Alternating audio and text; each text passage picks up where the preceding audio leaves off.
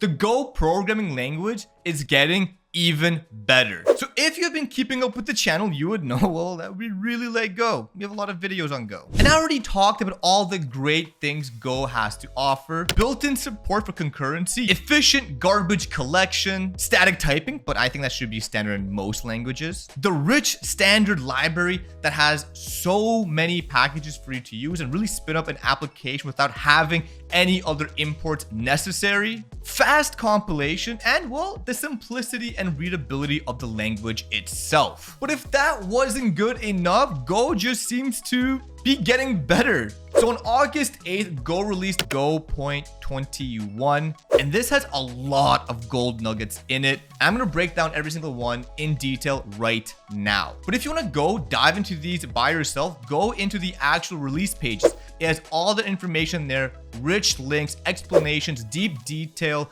dive-ins, and it's just a great resource to really keep track of anything major or minor, or even patch updates for the programming language. Let's start with tool improvements. So the biggest one is the profile guided optimization, or the PGO feature. Essentially what this does is it optimizes all of your Go code to be even better. Can you believe that? So if you have a file that ends in .pgo in your main package directory, that's when the feature will be enabled by default and your code will be optimized. Melky, how much does this optimize my code? Well, the Golang team claims that it has seen improvement of up to 7%. Holy shit. This is massive. This is literally massive. If you're dealing with code at high volumes or you have a server built with Go, a 7% improvement is radical. Prod services that handle loads of data just got a huge buff. It's like a game updating your favorite character with a massive update. Okay, I'm just gonna main Go now.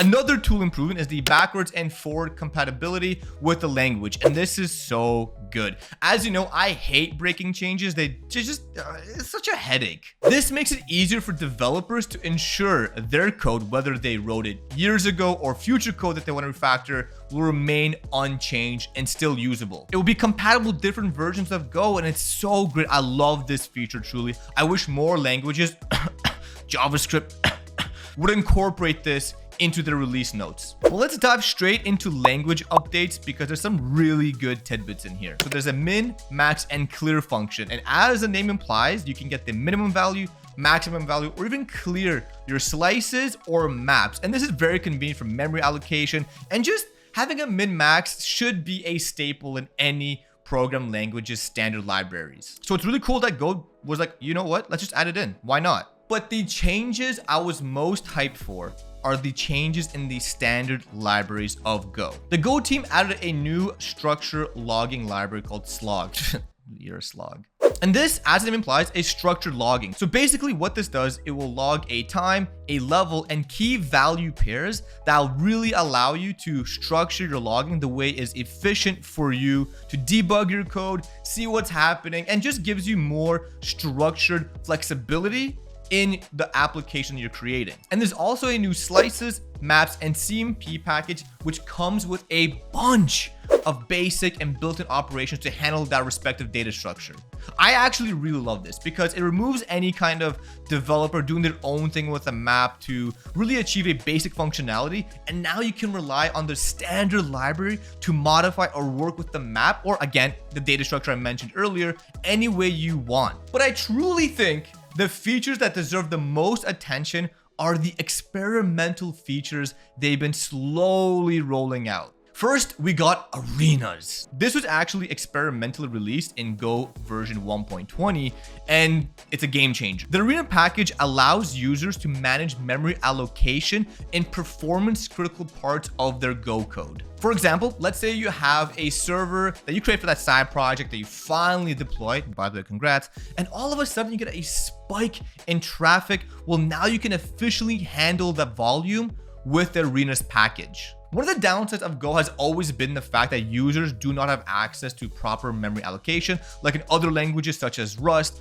But now with Arenas package and the fact that you can actually use them right now in preview is absolutely phenomenal. And what are people going to say now? It's really great because the team actually listened to the users of Go and people who may be interested in more lower level control and have implemented that. So I'm excited for when Arenas actually lands and as a staple for the Go ecosystem. Go also announced on the release notes for Go version 1.21 that they have released an experimental version that addresses loop variable capture. This is a classic problem that we see in other languages like JavaScript or Java that finally Go has really listened to and have worked a way that allows the user to avoid this problem altogether. Essentially, the solution is that a variable declared in a for loop will be a different instance of the variable in each iteration. The release notes for version 1.21 also previewed an experimental version that addresses loop variable capture, a classic problem that is seen in languages such as JavaScript and Java.